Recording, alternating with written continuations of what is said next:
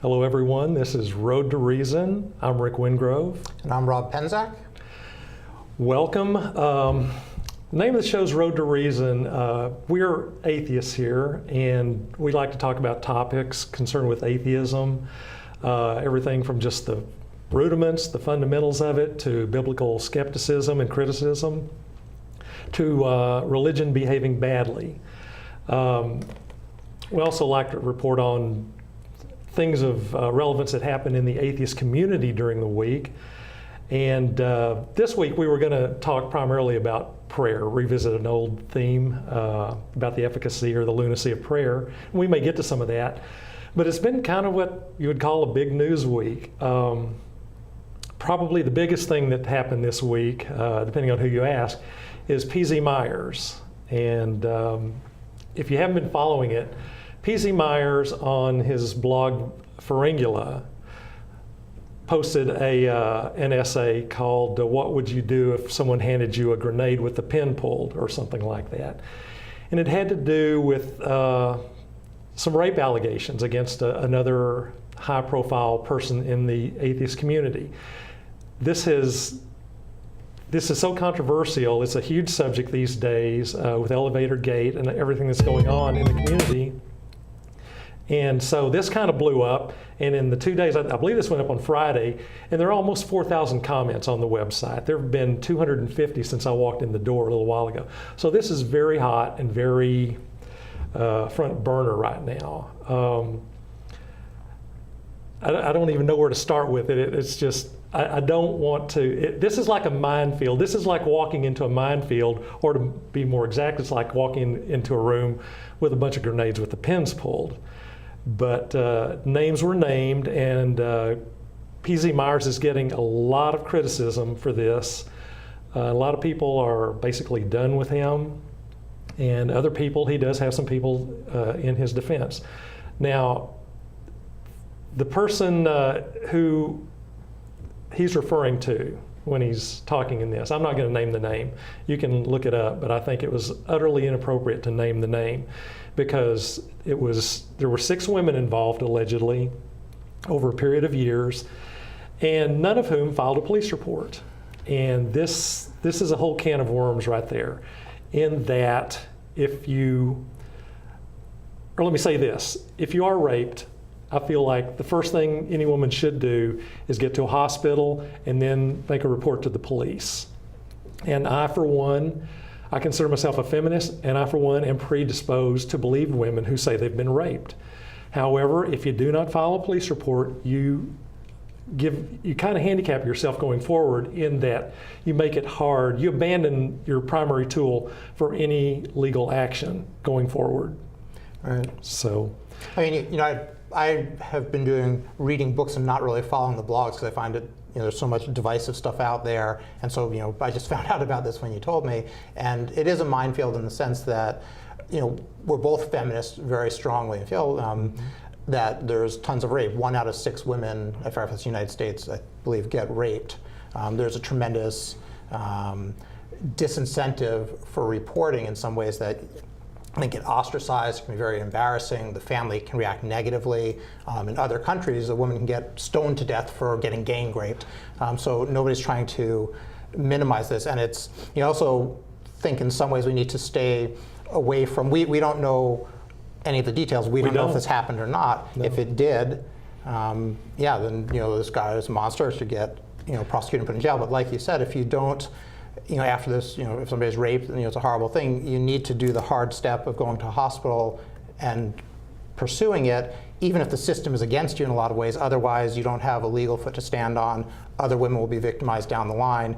And so, without knowing the evidence that P.Z. Myers had, I really can't say intelligently whether he should have gone with this or not. I don't know if some of that will come out. To me, when you told me about it, I would think either somebody's going to jail or somebody's getting sued for, slander and libel. I have no idea where it's headed. It's one or the other, and he certainly opened himself up for a lawsuit. Again, there were 6 women involved, and apparently he was convinced by their stories. And PZ's been involved deeply in this aspect of atheism for a while. And he believed these women. I do think, however, he opened himself up for legal action because of naming a name with no evidence, no police evidence to back it up. And I understand and I empathize. I personally know a couple of women who have been sexually assaulted or raped, if you want to use that word, and neither of whom filed a police report. And I understand there are, as you point out, a number of good reasons, family reasons, professional reasons, personal reasons why women will not do this. It's got to be a very difficult thing in the trauma following a rape to then pull it together and go subject yourself to more trauma. Because right here in front of me, I don't have a graphic for this, but on a website called Rape, Abuse, and Incest National Network, it gives the statistics for women. And there is a huge disincentive. 46% of rapes, it says here, get reported. The rest do not, the majority do not get reported. 12 of those ever lead to an arrest. 9 of those get prosecuted. 5 lead to felony convictions, and only 3 of those people will ever spend a day in jail.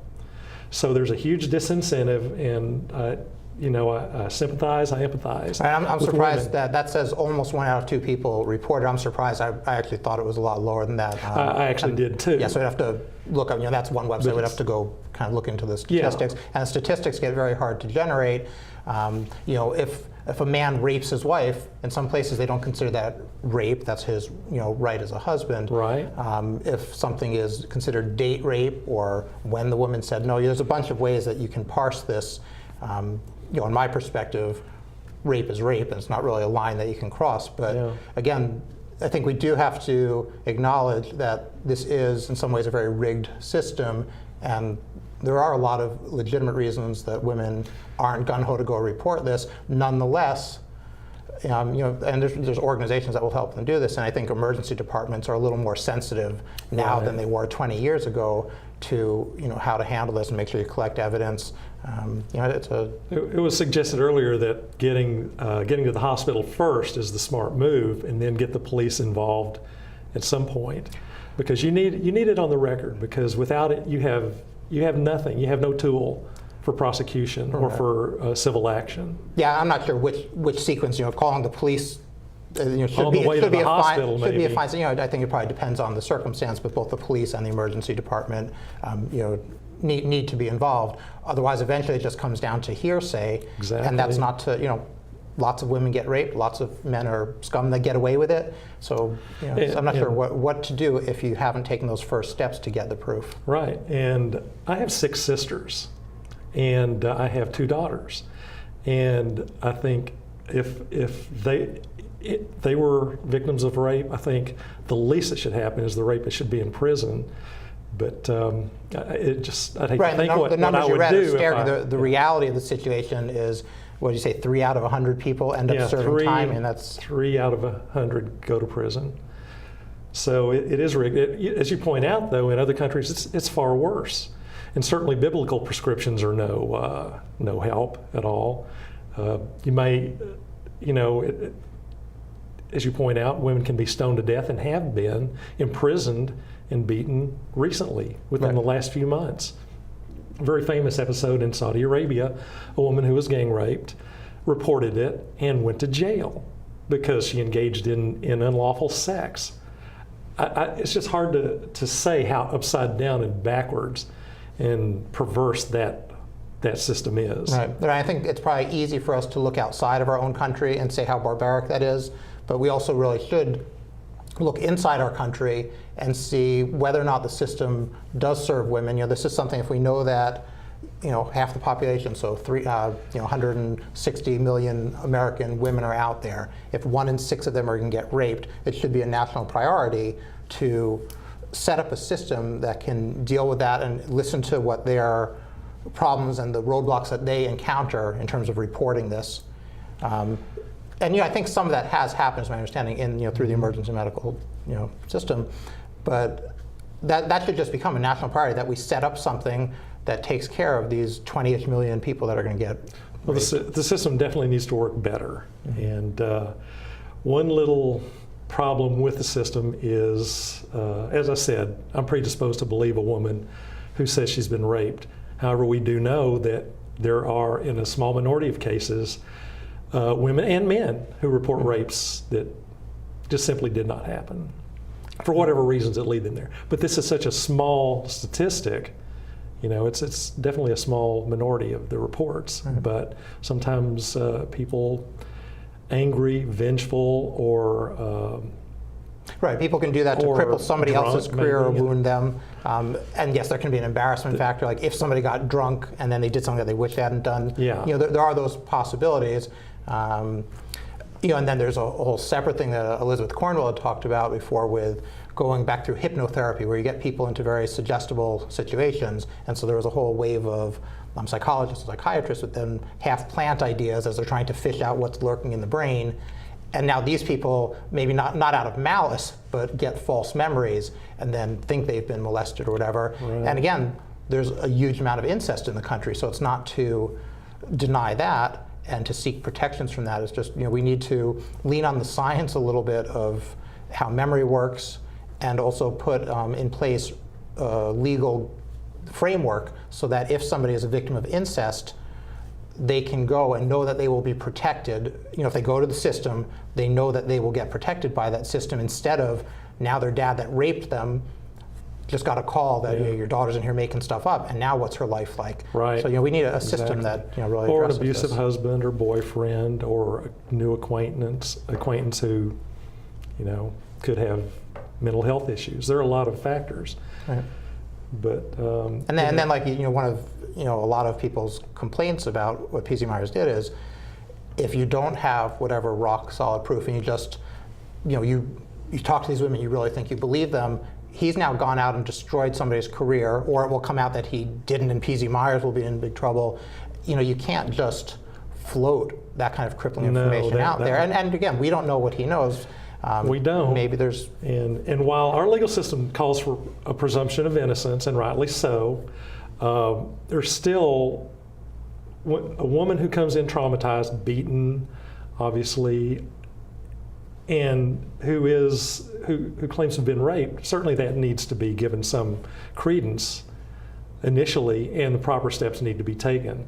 Medical steps need to be taken to, not only take evidence of a rape, but also to help safeguard against STDs or anything else Healthcare, that may have followed.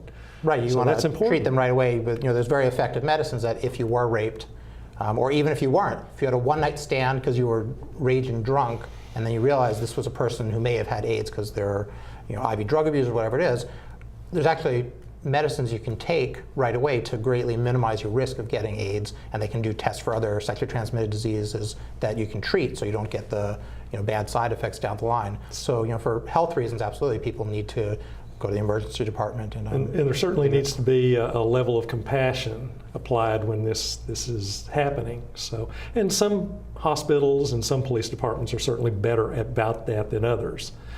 But I will say, for all other issues aside, I think that the police generally do try to do the right thing in these cases, and some do, again, better than others. So I understand the built-in disincentives and the trauma and all that, but again, my point's not to criticize anybody except possibly P.Z. Myers, but for women, if you don't allow the evidence to be gathered, you just lose a tool, is all I'm saying. You need to go by your own conscience and how you need to handle it, but if you have any thought of getting justice out of this, you've got to have a police report, you've got to have these legal tools available to you. There are certain actions, certain process that need to have been taken. Right, and also as a society, we should see these women as being much more heroic in a sense that by going forward through this very difficult procedure, you're stopping your sister or your friend or somebody else 10 years from now from potentially getting raped also, right? These, but it's a hard situation. It's not to minimize, and like you said, it has to ultimately be their decision. Yeah. But if you don't do that initial collection, both your health and your ability to get justice or whatever you want to, extract out of that, it's not exactly. There's no way to fix it. It's not like you're made whole, but you do help other people, and at least it comes to some closure. And otherwise, these women may be raped, and now is nobody going to believe them? It's just without knowing where the truth lies, it's bad. So this is multifaceted. This is a complicated issue, but we would offer an open invitation for P.Z. Myers to come on the show and defend his position on this.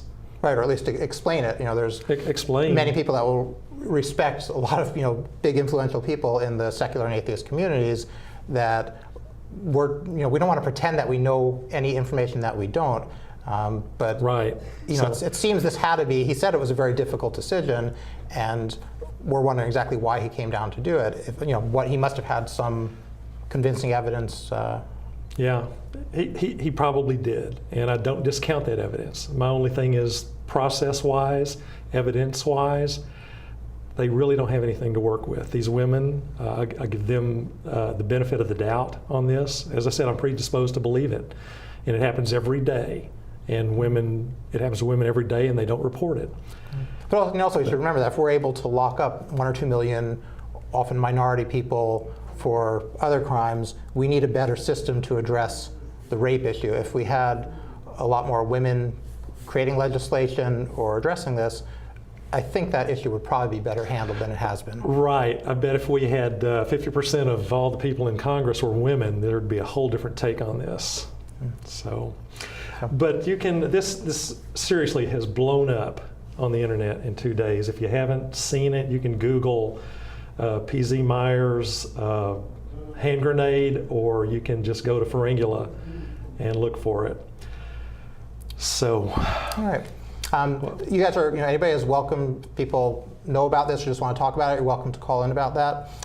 Some other news that we were going to talk about before this came up, Richard Dawkins was recently criticized for pointing out that the Muslims, I think there's 1.6 billion Muslims at this point, and they often talk about the scientific advances and embracing that. So Dawkins pointed out that there's more Nobel Prize winners at one college in England than all the Muslims in the world. And there was a backlash against that, suggesting that he was racist. And his reaction to the backlash was first that Islam and being Muslim, it's not a race. Anything that you can choose to step away from or they can choose to embrace isn't your race. That's the religion. And him and Sam Harris often get tagged as if they're racist or Islamophobic or whatever terms you want to use. And I don't think Dawkins is going after Muslim people and saying you guys are stupid. He's pointing out that embracing a fundamentalist religion that is so anti-intellectual and so hateful and fearful of science leads to real tangible results. So whereas Islam, at 1000 AD or 1100 may have made huge contributions to preserving certain knowledge, in the last 1,000 years, it has not served 1.6 billion Muslims very well to hide from science. And the same with fundamental Christianity here in the United States and elsewhere. They were early leaders in math and astronomy. They invented algebra. They invented zero. Half of the stars in the night sky have Arabic names on them. So yeah, for 1,000 years, and 1,000 years ago, they were at least in the top ranks on this planet in math and astronomy and presumably other sciences. And then the clerics got the upper hand. The clerics came to power and led by a powerful prophet. And obviously their educational system is not producing scientists as much as other countries. And Dawkins' statement may have been inelegant, but I don't know if you can argue with the numbers. I don't even know that I'd go with inelegant, because that reminds me of Mitt Romney and some of the Republicans who were inelegant as they were bashing half the country or doing whatever. So I'll speak in understatement. So my second language. But but he's right. Islam is not a race. It is a religion, and it's a religion that frequently behaves badly. And let me insert something here too. I should have said this earlier. We're atheists. We get down on religion behaving badly here. But one thing we try not to do is necessarily just bash Christians, your rank and file people who believe. Most of my family are still Christians. Most of my friends are still Christians. And I work with Christians. And most of them are good people, would never, consent to theocratic ideas or notions, and are just trying to do the right thing, live a good life, raise their kids right, and protect them in ways that they believe are right based on what they've been told. They're not the problem. It's the crazies. It's the loudest, most crazy people out there who are pushing, in the case of Islam, the members of Islam, that small minority who are loud, they're angry, and they're violent, and intend to commit more violence. Sam Harris has pointed out that when he's accused of Islamophobia and just trying to bash them at any opportunity, that the people that suffer the most under that kind of religious law are the Muslims. Right.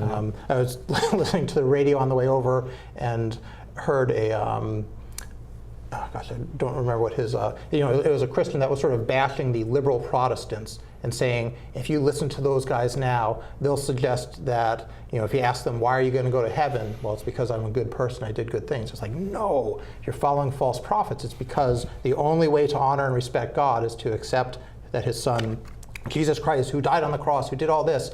And, it's very divisive, even amongst the Christian sect, and so there's sort of a show of unity to some degree in that the more power the religious right can accumulate, the more they can get their sort of agenda. But most Christians, I would argue, like you did, are just good people, and they just want to do the right thing. Exactly. And it really can't be this small kernel of atheists that try to keep pointing these things out. What we really need to get effective change, I think, is 2/3 of the Christian community to say, these fundamentalists do not represent us. We reject them. We're not part of the religious right, as long as there's voting as a block. But everything's always a little fuzzy. Yeah. So if the priest or rabbi or whoever is saying things that you don't really agree with, but you want to be part of the community, I think there's a tendency for a lot of people that are religious to go along with it and look past things that they know don't agree with their personal feelings. Well, true. And then too, for the loudest, craziest, the ones pushing the Christian nation, the ones attempting to destroy science, basically. Science deniers, separation deniers. These are the ones who are, they push legislation, they organize. We know that some of them are violent. Most of the violence, most of the terrorism in this country is actually from right-wing Christian groups. It passes what's happening to us by Islamists and jihadists. So I'd have a lot to answer for. I would broaden it too into, if you look at the number of people that get killed by a terrorist attack is awfully tiny. Right. The amount of Americans that suffer under financial ruin is enormous. And so if you have an evangelical bloc that is going to vote with people that don't follow Christ's message of supporting the poor, then you're going to enact legislation that affects the 300+ million Americans that live here. Mm-hmm. And that's not to say we should ignore terrorism and that certain people or groups aren't out to get us, and you should take some appropriate measures against that. But the real calamity that's going on is that we have a tiny fraction, 1% owns almost everything, and the top 1% of that 1% owns the vast bulk of that, and then 99% are having trouble. The bottom 40% are really in ruin and in poverty, and somehow we just roll on with business as usual. Right. And if you look at all those religious people, this is very directly against the message of Christ. So we need you guys not to rely on us, but you guys need to get out there and disavow the religious right, say we don't want to vote as a bloc like this anymore, and enact your values. Visible and vocal is how we have to be out there. That's done more to advance our cause than anything. Well, the internet, of course, but that is how a lot of people are visible and vocal. That's how most visible and vocal happens. It's not just being on the steps of the Supreme Court or down at Lafayette Park across from the White House. Those are important, and when there are cameras on them and they make the news, that's always important. But the bulk of the work being done for the normalization of atheists in our society is on the internet. Because it's the debates, it's getting out there, thrashing it out. It's the word atheist being in the conversation 1 million times a day that tends to normalize. And when they realize that we're, in general, we're happy to to do a little, I hate to use the word bashing, but we do examine when religion is behaving badly.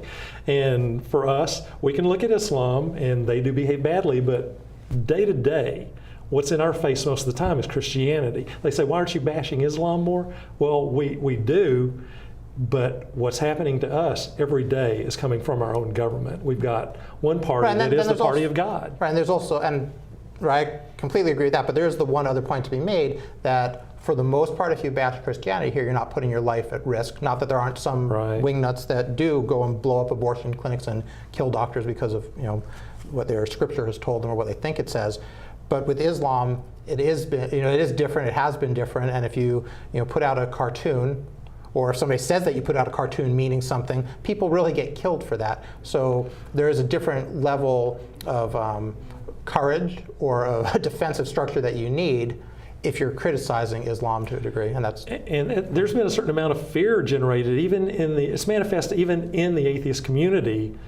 We hear our own people talking in kind of hushed terms about Islam. A lot of atheists are afraid to confront it. Yeah. So there is some pushback even in the atheist community. Okay. I think if we don't mind, we're going to go to a short break right now, and then we'll come back. We have the video clips to run, and then we'll. Wait, do we want to run the clip first, or? Yes, we want to run the clip first. Let's watch this. Here we go. With the economy in trouble, communities in crisis, and people adrift in a sea of moral relativism. Talking about people who are committed to a radical homosexual agenda. They have been able to link up with a number of other groups, and the result is that it's almost like an anti-Christ spirit. We need God's help. Those who came founded Israel. Those who did not went through the hell of the Holocaust. Then God sent a hunter. A hunter is someone who comes with a gun and he forces you. Hitler was a hunter. How did it happen? Because God allowed it to happen. Why did it happen? Because God said, my top priority for the Jewish people is to get them to come back to the land of Israel. That's why I'm calling on Americans to pray and fast like Jesus did, and as God called the Israelites to do in the book of Joel. If we stand before God and He says, why did you vote for a leader who's attempting to redefine my institution of marriage and who kills the unborn children that I knew before they were in the womb? If He asks us that, and our answer is, because that leader was good on jobs and the economy, He's not going to accept that. Our nation was founded on violence. In 2010, you would urge that as an option, though? The option is on the table. So there you see Rick Perry, our second half-witted Texan evangelical who wanted to run the country as president. We know how well the first one did. Well, don't get me started on Texas. We can talk more about that after break. Before we go to break, we have a question, I believe, that to answer.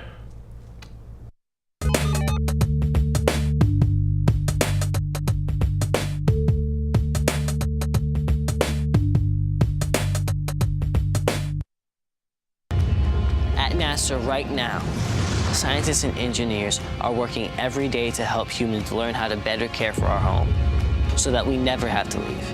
NASA has a fleet of satellites around the planet that keeps track of climate change and studies how humans are affecting the planet.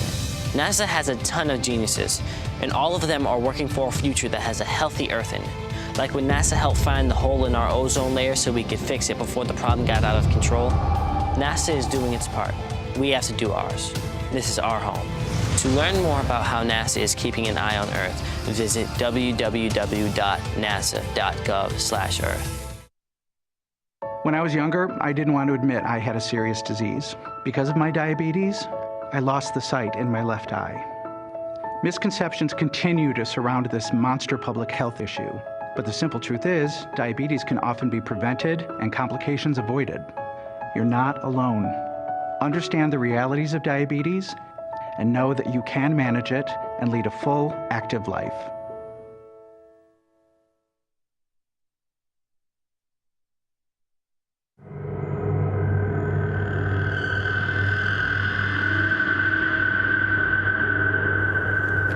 There's an alarming trend in the world today.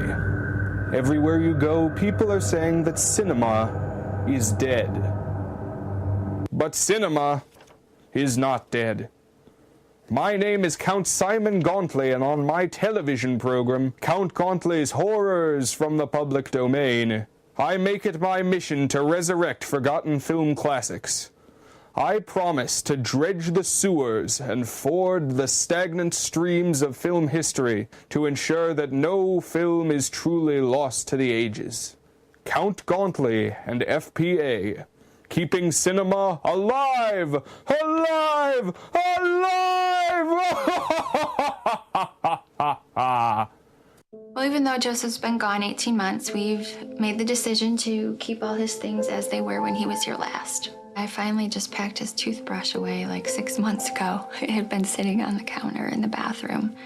And I was cleaning the bathroom one day and I just thought, okay, it's time to put the toothbrush in the medicine cabinet.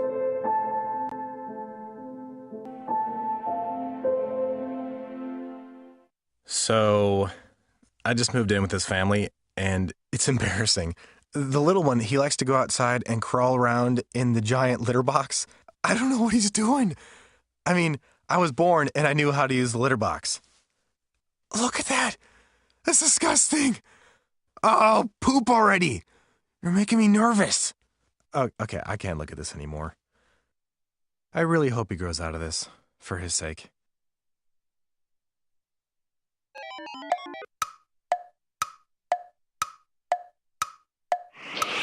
Dated him.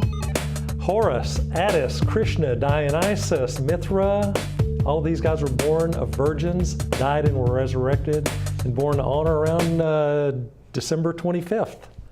I think Jesus, ironically, wasn't born around then. I think when they go back and they try to figure out what the star in the east was, I think they just decided that was a much more convenient date to help adopt the pagan holidays. And so they chose December 25th. I think so Isaac Newton, ironically, I think was maybe born on December 25th. It raises an interesting question, something you just said. How do three wise men from the east follow a star in the east and end up in the west?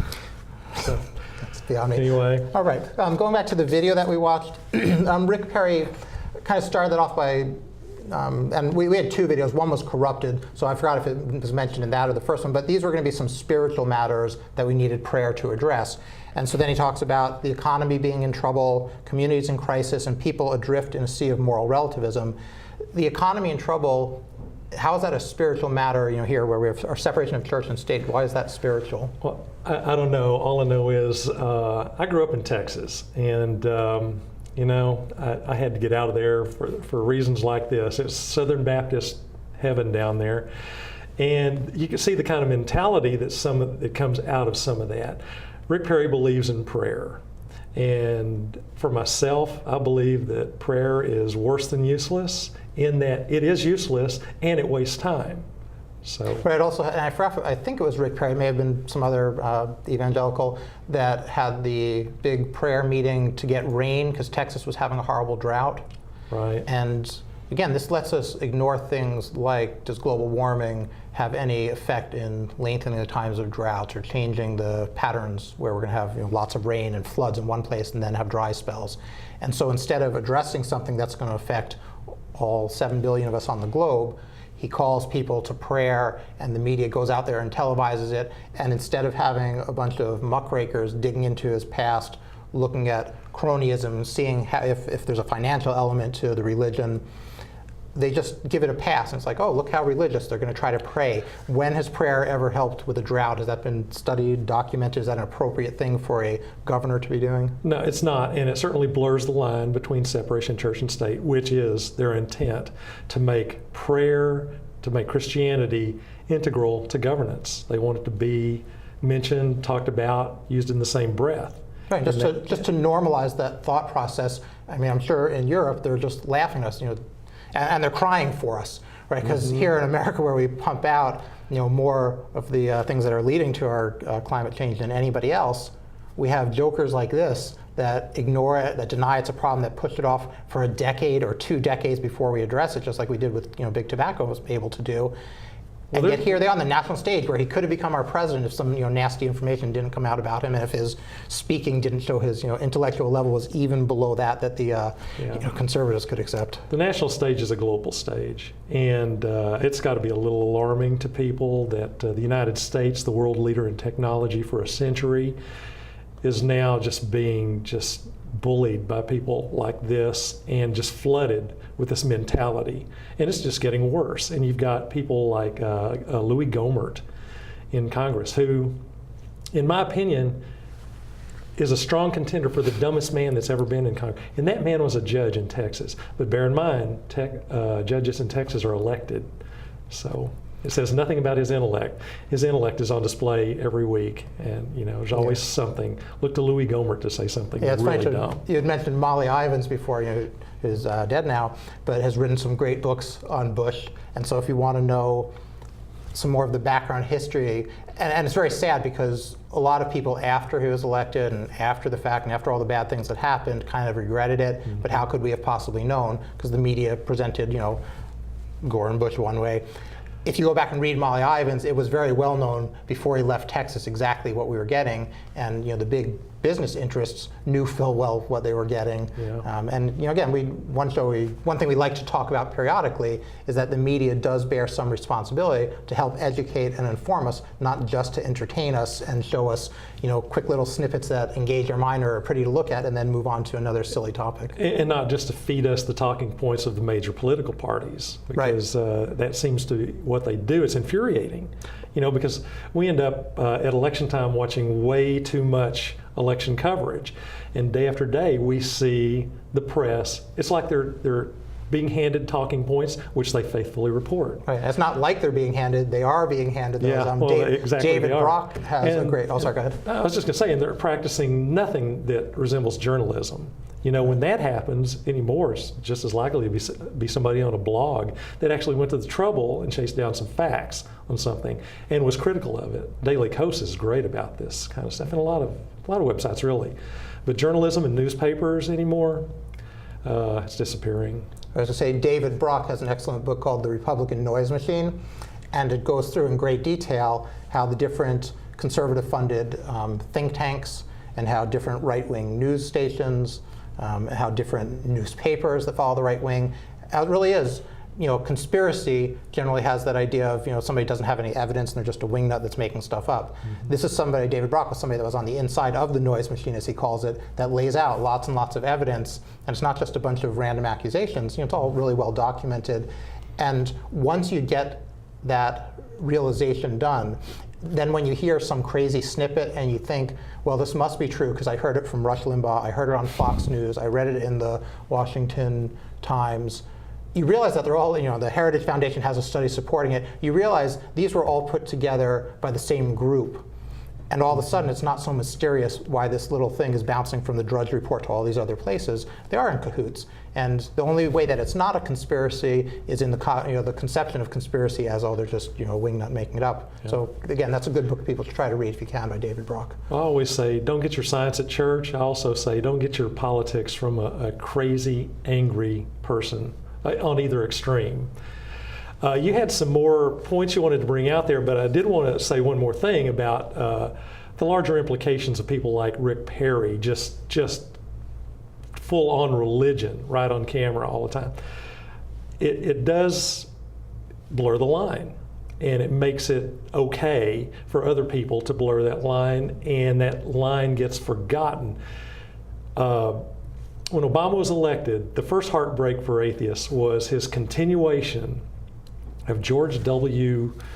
Bush's faith-based initiatives and all the abuses that come with that, and the fact that they still can discriminate based on religion, exempt from any law of acceptable behavior in any other democracy. They get to discriminate based on religion. There's no penalties really and there's no real nobody follows through on it. Mm-hmm. Nobody's getting arrested. Mm-hmm. But it's not just that. That was heartbreaking. We got a little past that. But now, in the last week, the Obama administration has argued before the Supreme Court that local government meetings should be allowed to be opened with Christian prayer. Okay, this is clear endorsement. This is obviously flagrantly unconstitutional endorsement of a single religion. And the people who are pushing this are Christians. And, you know, it's hard to be. It's also strange, given that he's a Muslim born in Kenya, that he would be pushing the Christian so agenda. Counterintuitive that it would be counterintuitive. him. Yeah, but it's just so disheartening to see him and his administration do that. And I think that they think that just because atheists voted about 80% Democrat in the last election, they can pull this stuff in our face and expect the same turnout next time. It was argued early on a few years ago, Ellen Johnson, who was the president of American Atheists at the time, started an organization, or well, she was through American Atheists and another organization, she was trying to provide numbers to legislators about the number of atheists and our growing presence, our growing power. And she found out that a lot of times it would probably be more productive for us to agree not to endorse a candidate. It would, our endorsement would not help them. We could get them to help us by promising not to endorse them. Now, I'm not sure that's the case anymore. I think the numbers are going to become more and more clear because, believe it or not, I said before, these cats are slowly but surely getting herded in that we do have some voices emerging at the top who can operate at the highest levels of government. That is happening. It's going to happen. And when those numbers become increasingly clear, and maybe in another couple of years before the next election gets serious, those numbers will have a role to play. The question is, will the political organizations realize that in time, or are we going to end up with somebody who, you know, our democracy is already in a pretty fragile position, and, you know, Supreme Court justices get put there for life. Justice Antonin Scalia is going to be there till he dies. Clarence Thomas will be there doing whatever Scalia does until he dies. Right. You know, and there's, you know, Alito. There's a bunch of these, and so if we get one administration that's very sympathetic toward what we like to call religious wingnuts, and they put one or two, you know, more people on the Supreme Court, well, that's going to be the next 20, 30 years that we have Scalia making decisions, or people like him, on women's rights and abortion and gay rights. 90% of these 5-4 decisions are 5 Catholics voting as a bloc. These are people who take instruction from a foreign theocracy. Well, it's funny, appear to value that over our Constitution in many cases. But it's funny, when Kennedy ran, that was one of the big points he made is, yes, I'm Catholic, but I don't take my instructions from the Vatican. I'm an American, I'm going to do what's right for our country. And now, you have Palin, Bachmann, Perry, Bush, right? It's not the anomaly. And then you have a bunch of Democrats that right now, I don't know if they believe as much of this stuff, or if they're just fearful they're going to lose the vote, and they're going to, all the rational people, all the humanists are going to vote Democrat anyway because of their platform, and therefore they can just ignore us and go and court the liberal Protestant vote or the Catholic vote that aren't, you know, don't have the same social agenda as the hard right maybe. But we should remember, there's 50 to 60 million atheists now in the United States. At least. And well, if you count nuns. Well, I'm sorry. I'm sorry. I shouldn't say atheists. I meant nuns there. But people that don't have their religious affiliation. I think you're low on the number. If it's 20%, it's 60 million. Right, if there's 300. And non-Christians is 75 million, and that number is growing, and certainly in youth, it's growing in ways that the right is not going to be happy about. And just think of the political message that could be offered, where they say, you know what, we've been courting the religious right for all this time, and these are the social policies we've enacted, which a lot of people don't like. We're now going to try to do a more humane thing, and they would suddenly have all of the humanists vote, and they'd have all of the people that are just good Christians and just trying to do the right thing.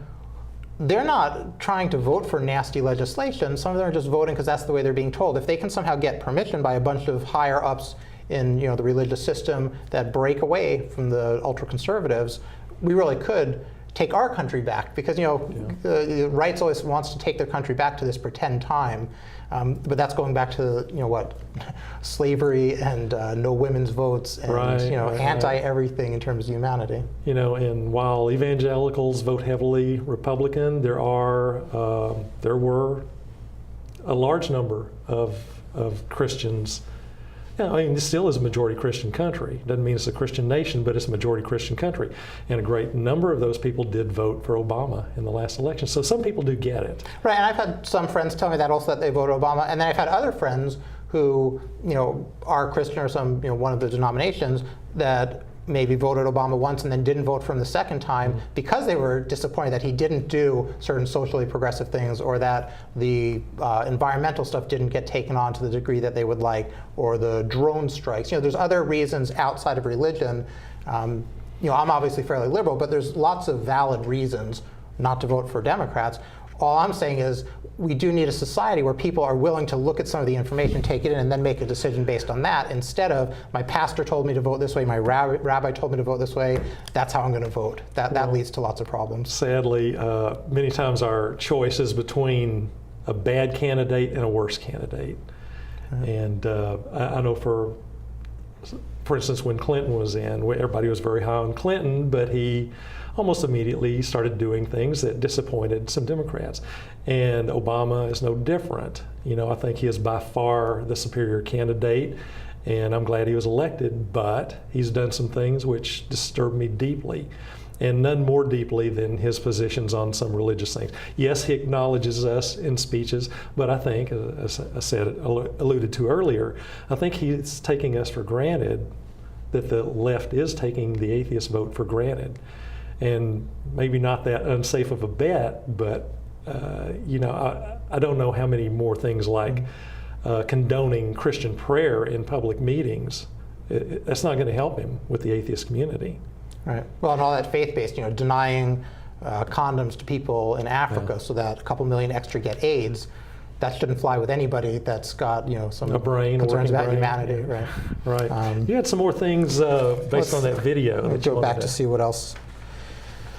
Well, we talked a little bit about, so again, this was about how Rick Perry is selling it. This is prayer for the spiritual issues, but the economy is not a spiritual issue.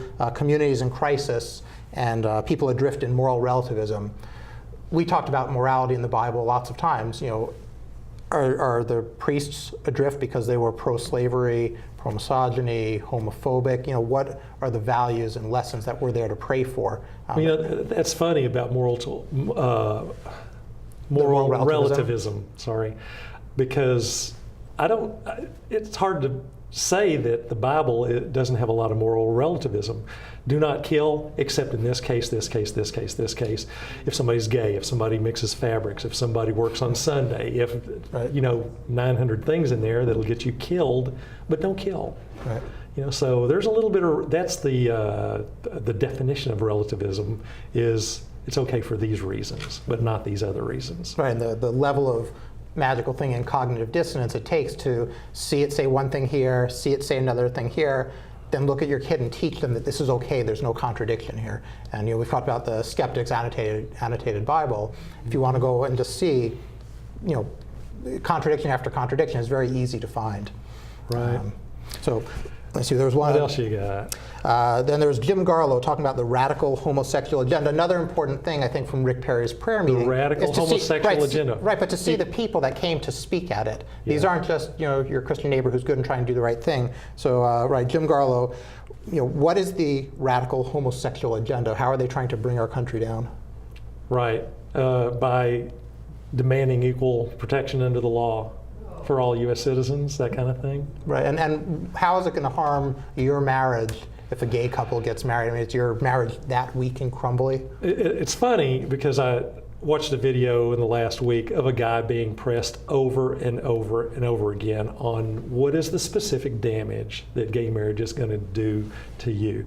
And the guy had nothing. He couldn't come up with a single specific thing. It's just generally going to devalue, or it's going to, make us feel bad. Something, but nothing. There is no concrete, and we saw that in California over Proposition 8.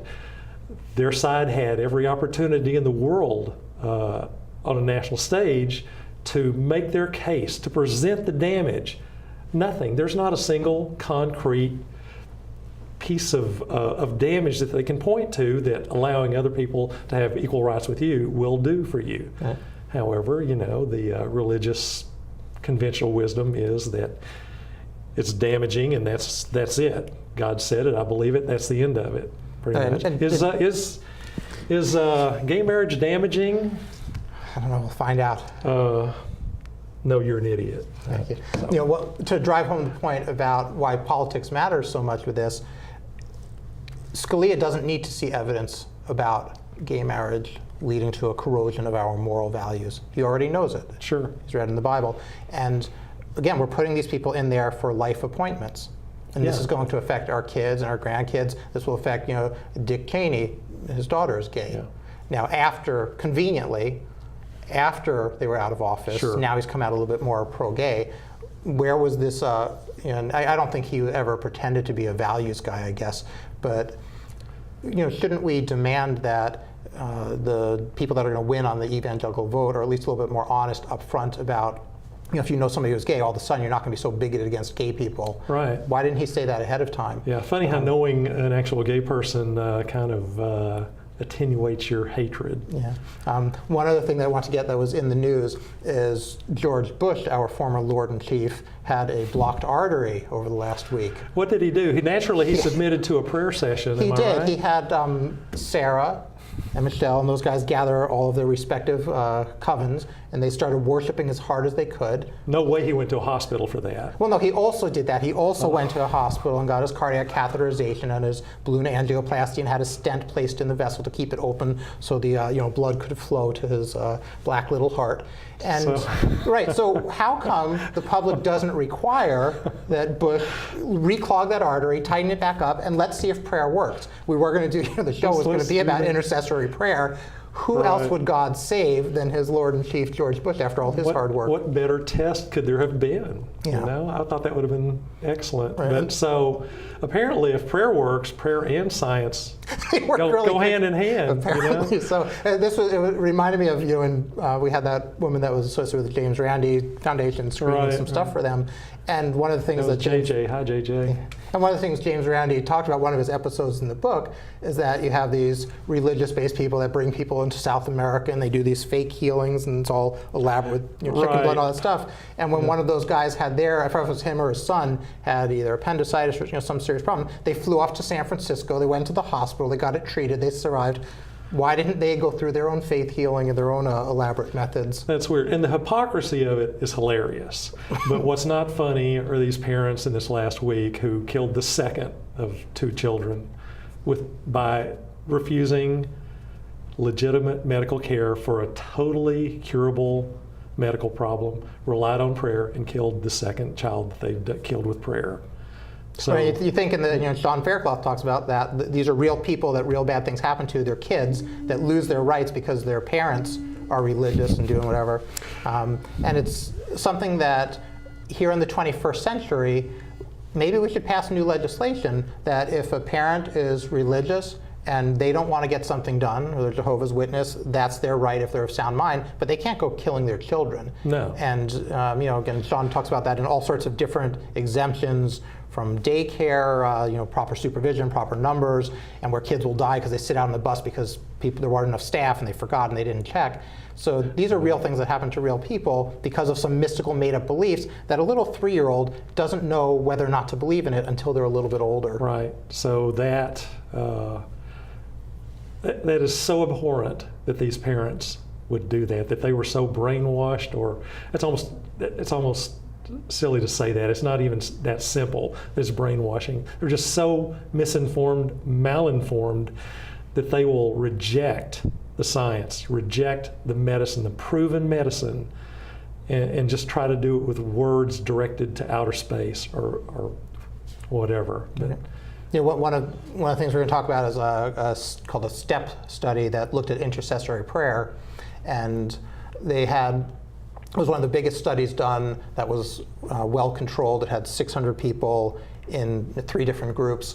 One of those groups were told that they might be prayed for, but they weren't sure. These were the recipients, 600 recipients of prayer? Right, well, there were 1,800 people that had a cardiac bypass surgery. 600, I think, knew they might get prayed for. 600 were, I guess, told whether they told they were going to get prayed for. But the group that did the worst was the ones that knew they were going to get prayed for. Mm-hmm.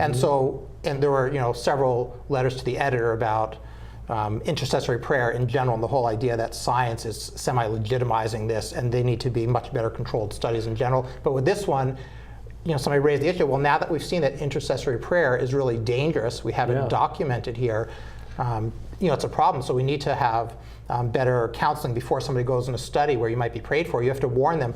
So the this study actually shows showed you might do worse. Right now, some of the authors then tried to discount that information and say, well, maybe this was just by chance anyway. And that letter of the editor raised another point about, isn't it important that this author, who's now trying to wave off that part of the result, should have to disclose a couple of things, like that it was funded by the Templeton Foundation, which is out there to blur the lines between science and religion, and also their own religious views. If you're a Pentecostal and you want to interpret this data one way, that's fine, but you should have to reveal that you're a Pentecostal whose agenda is to show that this is true, as opposed to an objective scientist who's looking at the data first and then trying to say what it suggests. And even if you're the Templeton Foundation or any other group, if whatever the numbers come back, if you've done a legitimate study and you have a large enough sample that it shows a real trend one way or another, you need to honestly report that.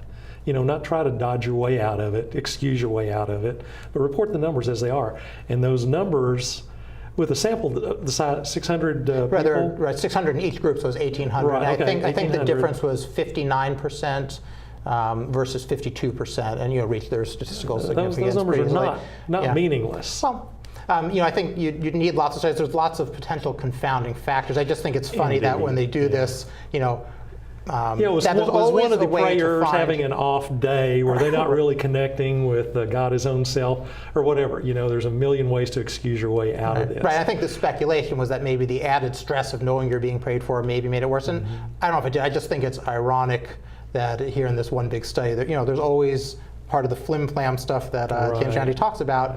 There's always 3 other reasons that it went wrong and quick ways to skirt around it. And either you're looking for the truth and following the evidence, or you're not. And if you're not, if you're out there to prove your preconceived point with a study, you will find a way to do it or discredit the study that you just did very reliably. Right. Okay, we have about 30 seconds left. Look up the thing about PZ Myers, weigh in. Look to us on Facebook and YouTube, and we stream this show live on Ustream. So look there, like us on Facebook, follow us. If you want to, call in and ask an atheist. We will answer your questions. And in the meantime, I recommend you read your Bible. See you next time. Okay, everybody, thanks for coming in. One other thing I want to mention is that we'll have Richard Dawkins coming on here, I think by the end of September. We're looking forward to that. And if you guys have any suggestions of show topics, you can send those to our Facebook page, and we look forward to hearing from you. Thanks for joining us. See you next week.